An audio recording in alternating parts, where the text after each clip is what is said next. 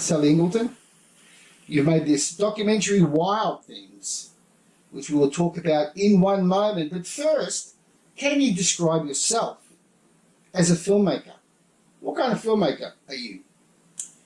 Well, my name's Sally Ingleton. I'm a documentary filmmaker. I've been making documentaries now for probably around about 35 years. And documentaries of all kinds, all genres. Most of the work that I've done has always been for television because that's essentially the way you finance documentaries. And I've done a lot of nature and wildlife documentaries, as well as people-based stories, some arts programming, and even just last year did a food series for SBS Food. So all kinds of documentaries. And I suppose I've always wanted to tell stories that perhaps open up worlds to people that normally would not get access to those worlds, or, in the case of the environment, raise an issue that perhaps people aren't aware of. Okay, so you've got a new film out called Wild Things. Describe Wild Things. So Wild Things is a feature documentary where we basically spend a year on the front line of environmental activism in Australia. And we kind of toggle between these three, really fantastic contemporary campaigns. So we go up to central Queensland and meet the people that are right on the front line of the Stop Adani campaign. So they're out doing actions, really trying to stop a lot of the local businesses from basically involving themselves with the Adani coal mine, sort of collaborating with the people that are building that mine. And they're doing actions to just basically slow down the building of that mine. And there's grandparents, there's women in their 80s, there's people from all walks of life, a lot of young people, uni students that have taken time off from their studies to go up there.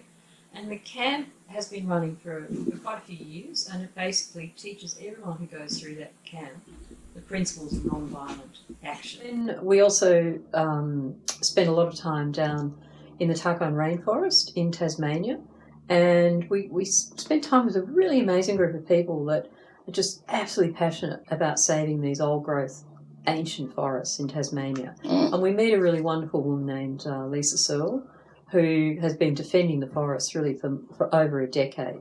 And she teaches people how to climb trees, they teach people how to scale these enormous giants of trees, and they establish tree sits, they put tripods to block the road, and they'll do whatever they can. And then the third campaign that we cover is just following the amazing young people who started the school strike movement in Victoria that then spread right around Australia. And they're based up in Castlemaine, which is a regional town in Victoria. And just these, 12-year-old, 14-year-old kids who just were inspired by Greta Thunberg in Sweden and just thought, we can do that. We can start striking. And they did. And the movement just grew and grew and grew. And in the course of the film, because we filmed them over a year, you really see these young people just grow and become really empowered to the point where, from being really anxious and depressed about their future, they're feeling really empowered and know that their voice matters. So we follow those three campaigns, and then we also kind of do throwbacks to some of the big landmark campaigns of the past, and we touch on, we hear some stories from some of the amazing people that saved the Franklin River. We meet people that were at the Jabiluka blockade, and that was really like, the first blockade to really stop a mine from going ahead, a big uranium mine in Kakadu. And we also meet people that were involved in the very first blockade of a forest, which was at Terania Creek in the late 70s. So it's a really rich story of both contemporary as well as historical coverage of environmental activism in Australia. What is the purpose of this film? I just really wanted to document in a way this passion of people that just are not sitting on the couch and just going, oh, it's all over. Climate change is we're all doomed. Climate change is going to ruin the planet. Forget it, it's all over. I wanted to focus on the people that are going, okay, I'm going to do something. I'm going to make a difference. And the film is really to kind of reinvigorate and rejuvenate a lot of those people that have sort of given up. And this is what's happening. The people that are seeing the film are like, oh, I really want to get out there now and get active. I want to join a group. I want to start doing something again. So it does have an agenda. You want the film. Yeah, the film's got a job to do.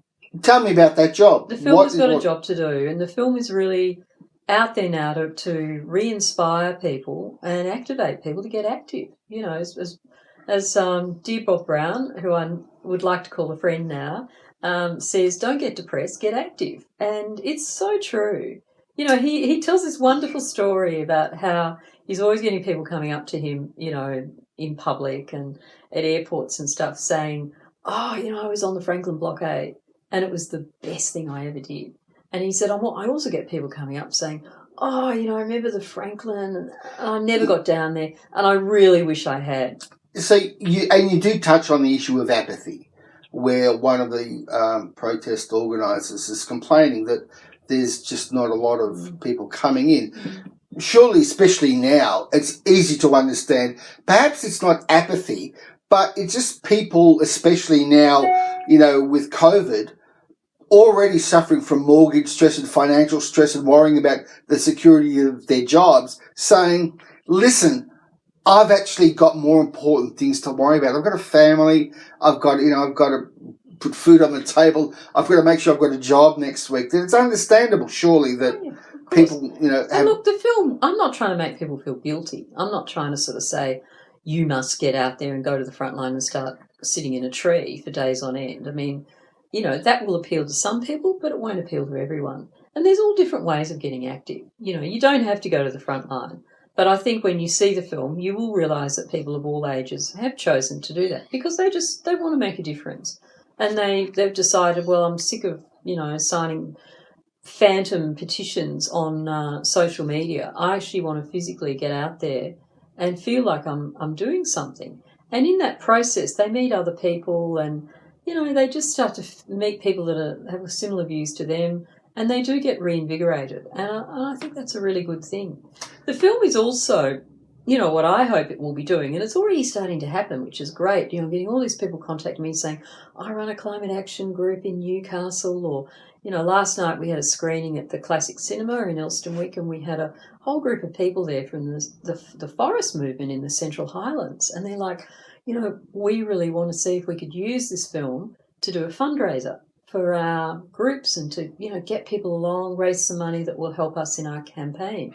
And I'm like, yeah, I'm with you. You know, I really want the film to be out there helping people in the environment movement to do things like that. So there's always the debate with documentarians about how much of their work is actually objective documentary making and how much of it is activism. And activist documentary making has really come to the fore since Michael Moore. Do you consider yourself part of the Michael Moore generation, and do you consider yourself more an activist than a documentarian? Look, a few people have said to me, oh, you're an activist. I'm like, well, I don't know. I mean, I wouldn't have thought of myself as being an activist. I mean, I've certainly been to my fair share of street marches and demonstrations, but I've never been to blockades before. And in fact, this has really been, making this film has been the first time I've gone to some of these blockades and got an understanding of how a blockade is run. And I mean, I've just been so amazed and impressed by the people that are at these blockades. You know, their commitment, their dedication. You know, they're up at 2 a.m, you know, to drive long distances to get to actions. And, you know, they'll sit around and talk about really detailed planning about what they need to do. And it's because they really care. And they're basically out there trying to save wild places and really stop, you know, our carbon emissions from just going skyrocket the way they are at the moment. I've got a couple of observations that I would like to put to you. But before that, I'd just like to know in general what criticisms, or if there have been any criticisms about the film that you've received.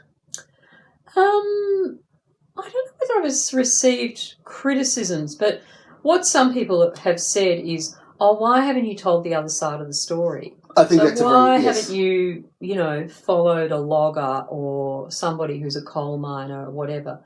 And I suppose, like in the past, I have made films where I've told both sides of the story. I made a film, must be 20 years ago now, about the Great Barrier Reef. Yes. And we looked at what was happening with... Muddy Waters? Muddy Waters. That was a great documentary. Life and Death on the Great Barrier Reef. And it was really one of the first documentaries to really shine a torch on what was happening to the Great Barrier Reef. And we looked at how poor land management. These whole communities right up the east coast, all the wet tropics, we're just putting more and more chemicals on their sugar and banana plantations, and these chemicals were being washed out to sea, and they were basically killing all the inshore reefs. And we also then followed a team of marine scientists who were studying the impact of all these chemicals on the coral, and it was proven that they were really kind of inhibiting the corals from reproducing. And we worked with the farmers. We ran meetings, and gradually a lot of those farmers did start to change their practice. So from being at a point at the start of the film where they were very cynical, they did start to sort of go, okay, well, we'll start doing some things. So I definitely gave their point of view as well as the marine scientists' points of view. Yeah, but that was in So the I've done documentary that, 20 years ago. But now, with this... Now, I mean, we did go and talk to people in the timber industry. We talked to people in the coal mining industry and so on. But at the end of the day, I really wanted to make a film that just immersed people into the head of an environmental activist and their world and what they wanted to do, rather than sort of trying to tell a story that gave both sides of the picture. Okay. Somebody else can make a film about the loggers and the miners, but so this film is really about the world of the environmental activist. So you did interviews. There is stuff on the cutting room floor that actually does cover the other side, but you decided to cut that stuff out. See, the reason why I think that's a valid critical observation it's not so much that we cut it out, Jim. It's just that in the end, the story just didn't go down that track. 90 minutes is not actually that long. It's not a series, a series for TV where you've really got the opportunity to make a big opus. It's a 90-minute film, and in the end, to make it work, you've got to follow some key characters, And we had stories about other campaigns as well, such as Extinction Rebellion, the fracking up in the Northern Territory. But in the end, you can only do so much. A lot of the Extinction Rebellion story, again, big marches, big demonstrations in the streets. It looked very similar to the school strike movement, and then you run the risk of it being confusing. So in the end, we just went, okay, we'll just go with the school strike movement. Sure. Because there are moments you're obviously aware of. For instance, at the Adani protest, where the truck driver basically just loses his head. Mm-hmm. But he seems to have an argument. I'm doing my job. Mm-hmm. And there's also, I think, a beautiful moment you capture in Tasmania where a protester who's chained himself to a bit of machinery has an exchange with a cop. Mm. And the cop loves the forest as much as the protester does. And as a viewer, you think, I'd love to know more about the cop. I'd love to know more about the driver. But you are saying as a filmmaker that you, even as a documentary maker, you have to follow character arcs, and you obviously have limited space. I mean, all those police would not be interviewed. They would not be interviewed. They basically said, no, we're not allowed to be interviewed. You need to go through media liaison if you want to interview us. So all that we were able to do was really to capture some of the dialogue, that was happening in that logging coupe. And it's a really beautiful moment. And, I think, we're not being critical of the police. They are just doing their job. And that's all we're showing. We're showing the interactions between the activists and the police. And the activists also understand that. They're not anti-police. You showed a very human moment there with that exchange, which, you obviously have there deliberately because you know that it's going to show that the police are people too, that they also love the environment, that they're not the bad people, they're not the bad guys. And we also show a moment, we did a bit of filming, there was a big convoy of environmentalists led by Bob Brown from Tasmania all the way up to central Queensland a couple of years ago. And we did quite a bit of filming on that convoy. In the end, we only really used a very small section of that footage. But we do show a moment where, the people from the town are, sort of hurling abuse and stuff at the environmentalists and the convoy as they go through town. And there was a little bit of an interview with a woman who says, I've been a coal miner all my life, all my family are coal miners. What am I going to do if this, But, we also talk to people in the town and, it's like, well, why do you want this new coal mine? Because we might get a second supermarket. That's kind of what they're thinking. Well, if we can get another coal mine, maybe we'll get more variety of shops, or we'll get a second supermarket, so there's more competition for the existing supermarket. We might get better varieties of cheese or something. So they're not actually thinking about what a big new coal mine is going to do in terms of, reducing more and more carbon emissions and then opening up more areas, in that case of the Galilee Basin. And I suppose, we've come to a point in time where, these fossil fuel industries have had their day. I mean, coal it's been fantastic. It's been really important for energy, for a couple of 100 years. But we've got clean energy options now, and we need to make that switch. Mm-hmm. All the solutions are there to really make that switch. We just need that government commitment to do it and to make the switch to renewables and put the investment in building the infrastructure, building the grids. Up near Castlemaine, there's this whole field of wind turbines just sitting there not working because the grid can't cope with the amount of power that all those wind turbines are generating. And, you're like, well, they've got to start upgrading all these grids and get us ready for a future with clean energy. What seems to be coming through right now with what you're saying is the Michael Moore philosophy of having an open agenda rather than a hidden agenda. And it's probably best for people to know if a filmmaker has a particular point of view, which you obviously do, which is renewables and clean energy and so on. My point of view is that our world is getting hotter and hotter, and we've got a climate emergency. And I've been making nature documentaries for over 20 years, and I've seen it. I've seen just the destruction of habitats. I've seen the loss of species. And I've talked endlessly with the scientists about what's going on in the natural world. And it's real. It's not fiction. It's real. We are losing species at a really rapid rate. The world will still be here. I'm not saying the world's going to disappear, but it will be diminished. And if ecosystems start to collapse, it will impact on us. I mean, it will. If we lose insects, how are we going to grow food? It's pretty simple. Can you just speak briefly about is it Shane Broad, ALP politician, who had an issue with the fact that the film got a government funding? Well, you have funding from a number of bodies. Yeah, sure. So the film's been financed largely by a mix of federal government, state agency funding, Screen Australia, and then we've had some funding through the other state agencies, including Screen Tasmania. And that funding is given on the grounds that you spend a certain amount of money in that state. So in the case of Screen Tasmania, they gave us a production investment grant on the grounds that we would spend, I think they gave us $50,000, and we had to spend 3 times that amount in the state of Tasmania on basically services of people in the film industry. So we had to spend $150,000, and that's employing, camera operators, sound recordists, using post-production facilities, sound mixing, musicians, all sorts of things, and also hiring cars and staying in hotels. But basically, you've got to spend 3 times the amount, and that's why they give you the money. And it's a story that's relevant for Tasmania. So we had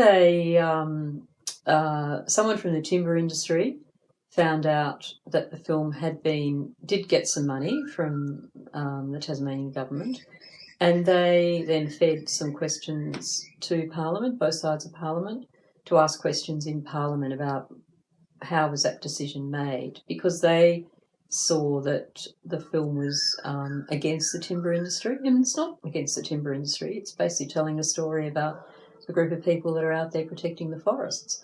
And the funding in the film, 5% of the funding of the film has come from the Tasmanian government. So it's a very small amount. But what was the big deal? What was the process? It's just the timber industry is a very powerful lobby in Tasmania, and they want to hang on to the ability to be able to log those old growth forests.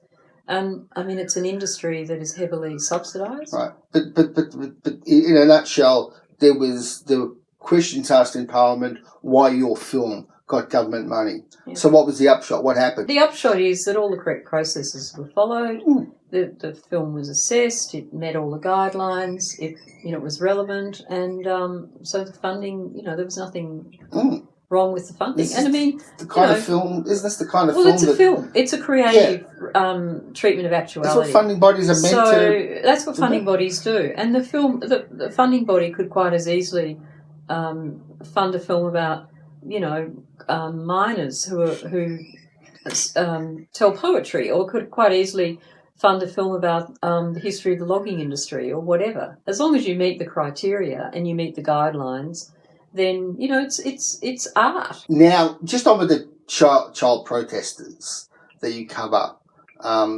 in the film quite comprehensively, although again some observations to you.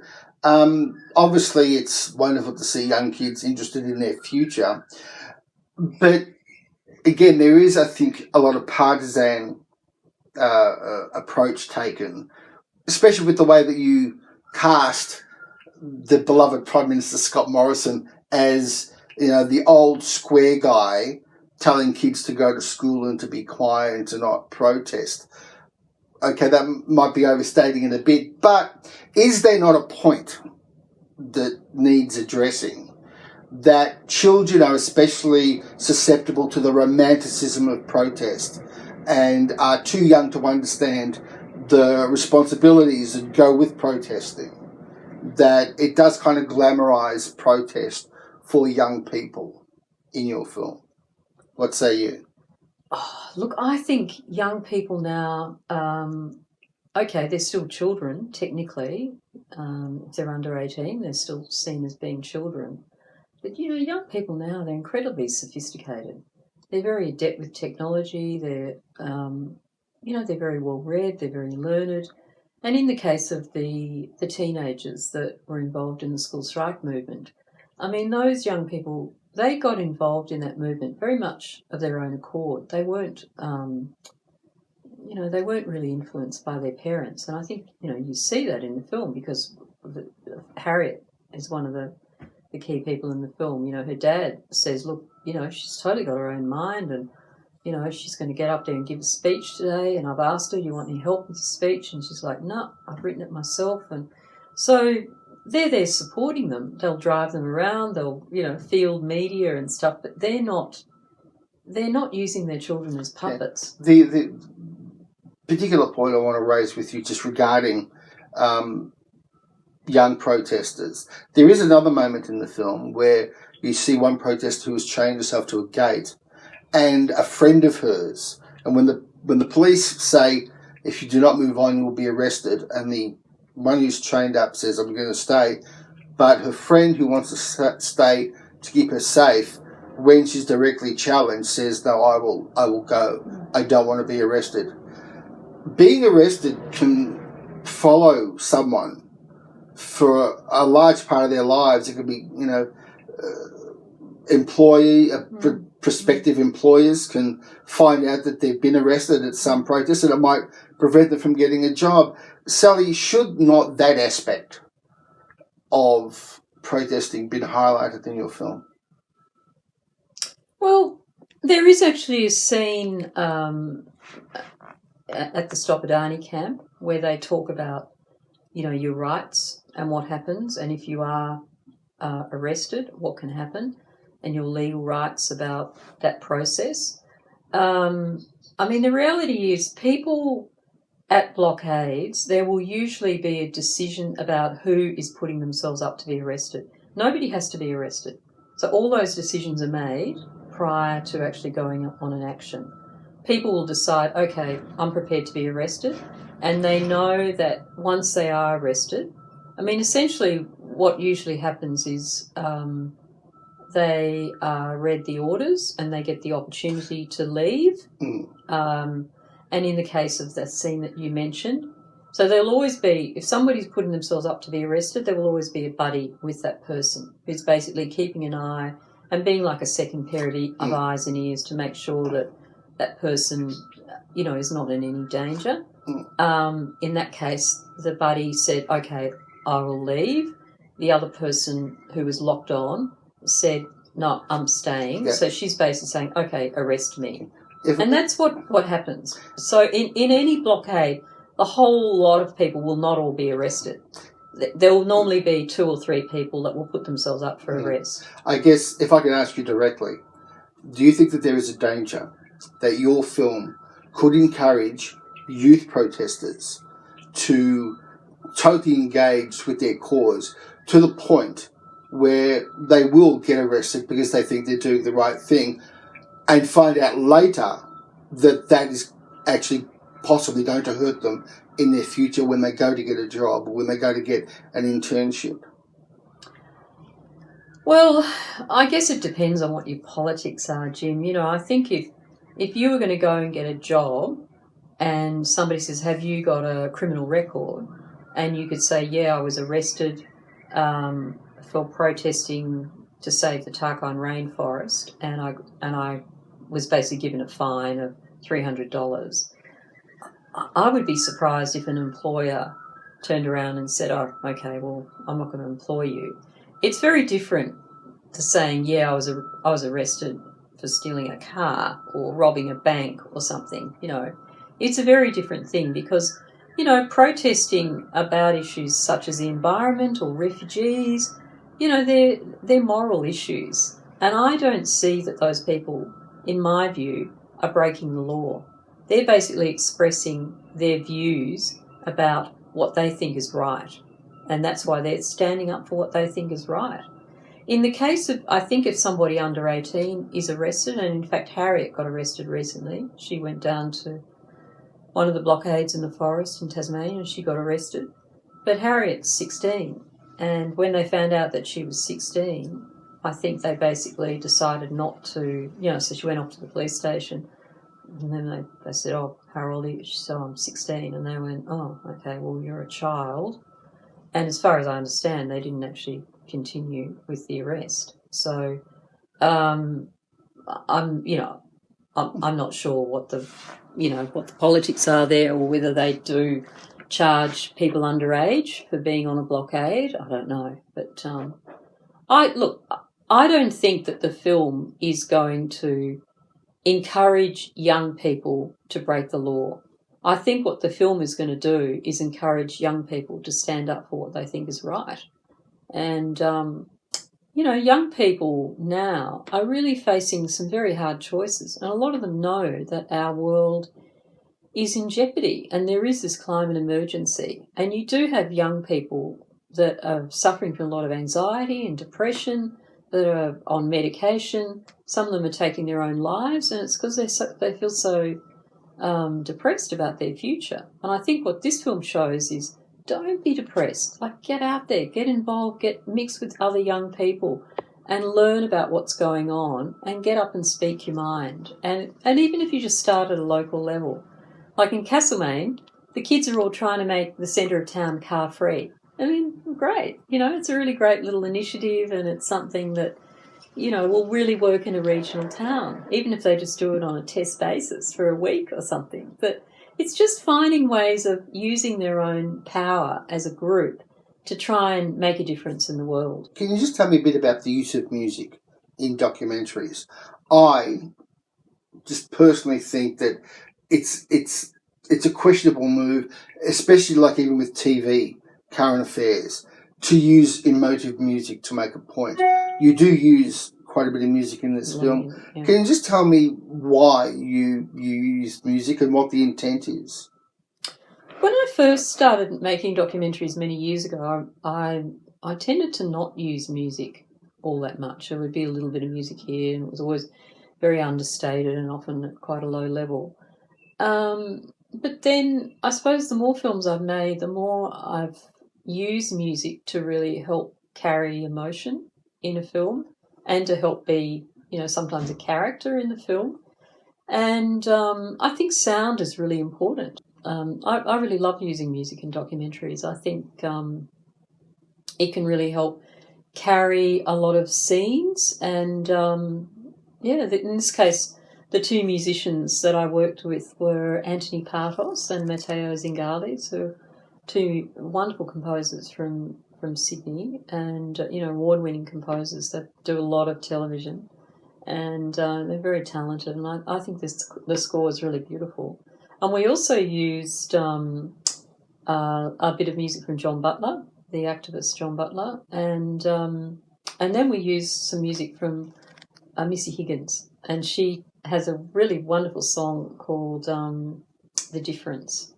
And, to me, that song just really sums up my intention for the film. Can you just give us some nuts and bolts about the logistics of making this? It's hard to be quick on that one. So we followed 3 campaigns. So we had filming in Central Queensland, filming in Victoria, filming in Tasmania. I had crews in all those places. And we were obviously following actions as they were going on. So I would have a crew that would go to Queensland and be people filming in Melbourne, in Castlemaine, in Tasmania. So it was just a matter of really following when events were going on. I'd organise to get a crew there. In some cases I was there with a cameraman. I was usually doing sound. But, we also really relied on the activists to film a lot of their own footage. So, the film, it's incredible really how a film shot on an iPhone up on the big screen, no problem. Well, it's certainly an entertaining film, which is always the most important thing, that it's entertaining, and it is a very, very well-made film. Sally Ingleton, congratulations again on the film. Thank you very much for your time. Thanks, Jim. And the very best of success with it. Thanks so much. Really great to talk to you.